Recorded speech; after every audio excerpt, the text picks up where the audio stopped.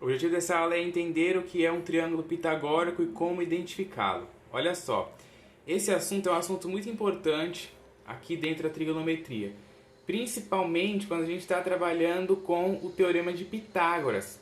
Porque quando você consegue identificar esse triângulo pitagórico, fica muito mais fácil de você conseguir resolver, né, sem precisar resolver o problema de identificar um dos catetos ou a hipotenusa sem precisar utilizar o teorema de Pitágoras. Facilita um pouco. Então, ó, título da aula, triângulo pitagórico.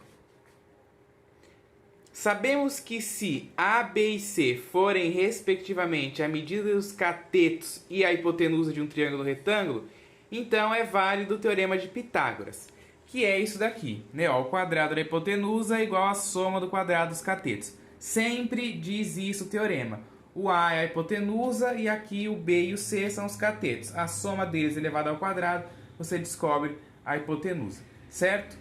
E se você querer saber ou a hipotenusa ou um dos catetos, você tem que ter outras duas informações, né? Você quer saber, por exemplo, você pode ter a hipotenusa e um dos catetos e querer saber o valor do outro. Você pode ter os dois catetos e querer saber a hipotenusa. Ou, né, pode ter a hipotenusa e um dos outros catetos e saber o outro. E por aí vai as coisas que a gente já viu nos exercícios aí antes disso daqui.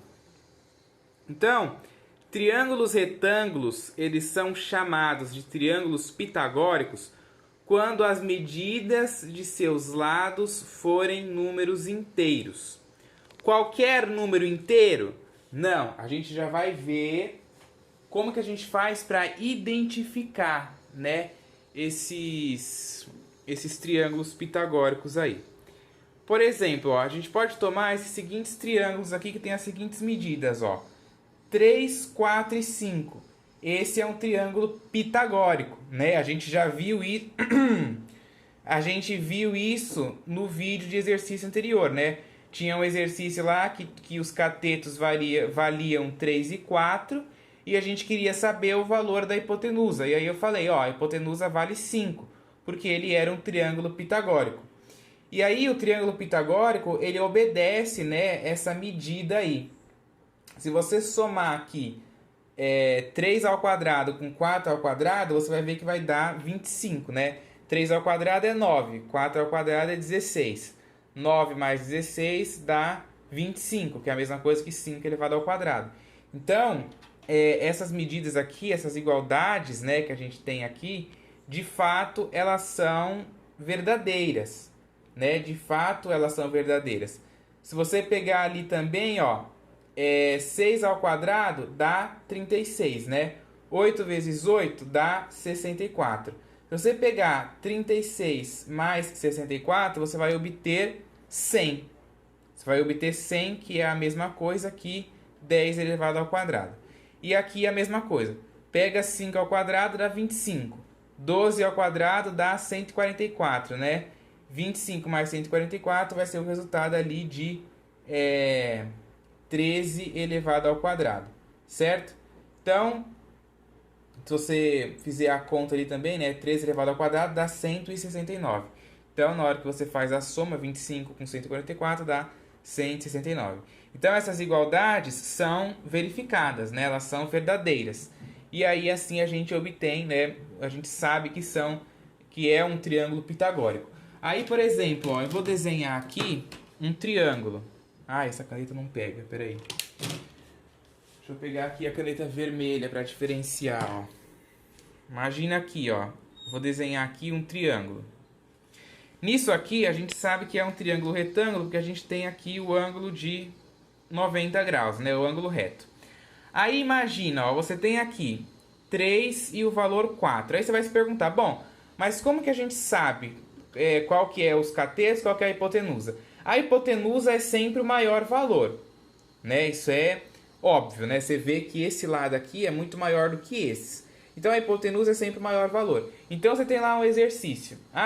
Determine a medida de x.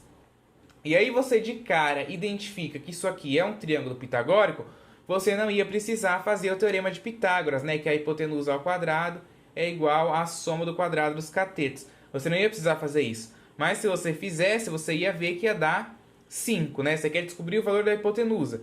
Então você vai fazer, ó, a hipotenusa ao quadrado vai ser 3 ao quadrado com 4 ao quadrado. 3 ao quadrado é 9, 4 ao quadrado é 16. Isso daqui vai dar 25, né?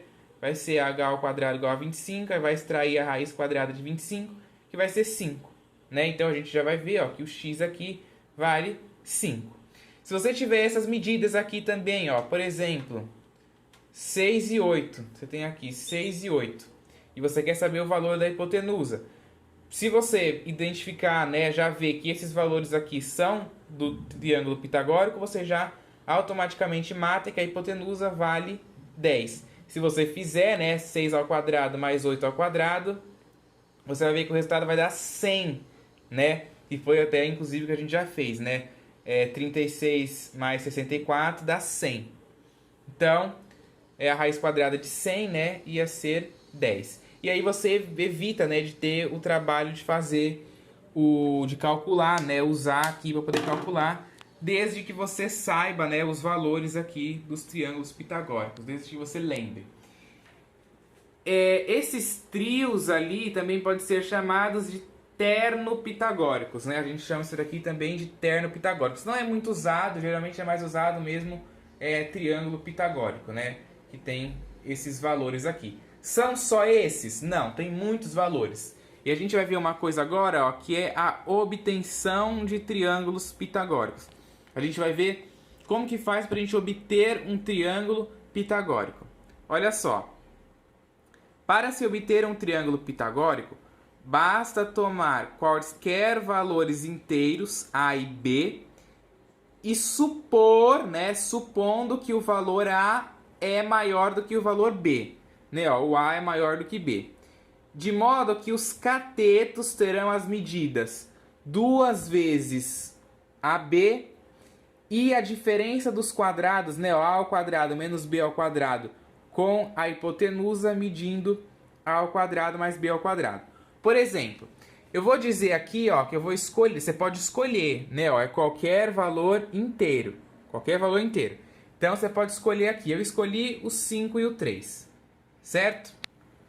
Vixe, a câmera travou aqui agora. Oh, meu Deus. Eu escolhi o 5 e o 3, certo?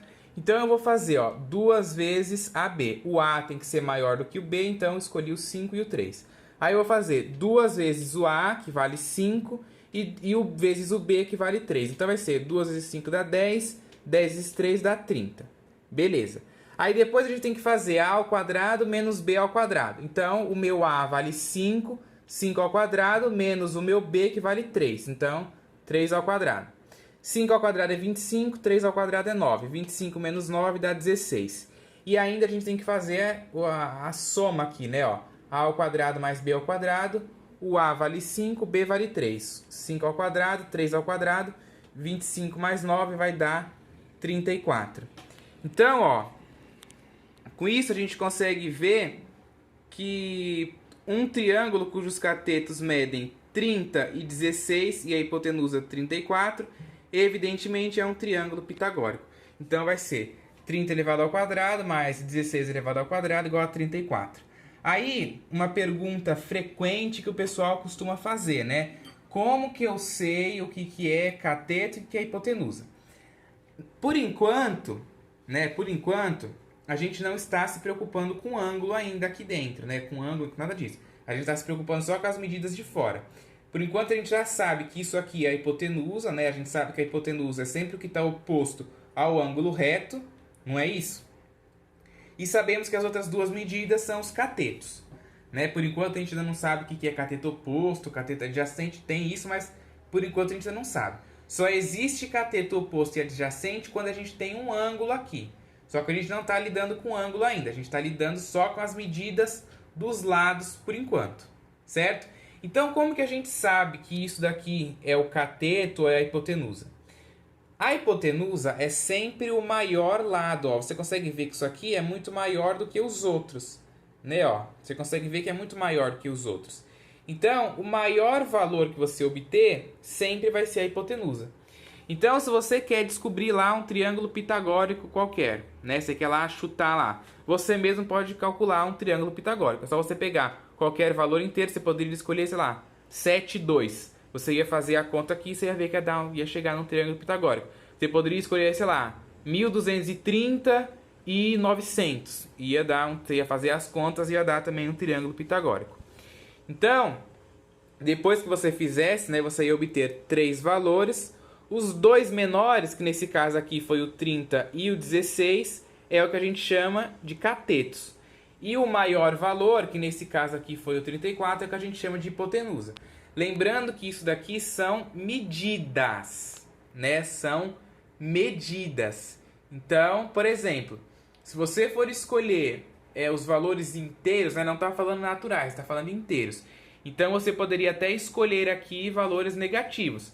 Só que se você pegasse valores negativos, teria que escolher os dois negativos, né?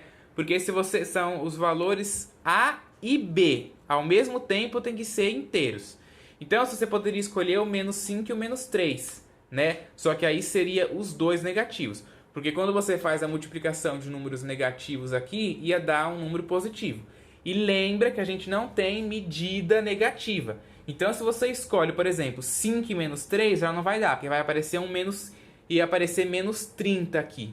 E não existe medida menos 30, né? Então, tem que tomar cuidado com isso daí também quando você estiver calculando aí no seu caderno, né? Tiver algum exercício que você tenha que obter um triângulo pitagórico, né? Dado algum valor lá, tem que tomar cuidado na hora de obter, ok?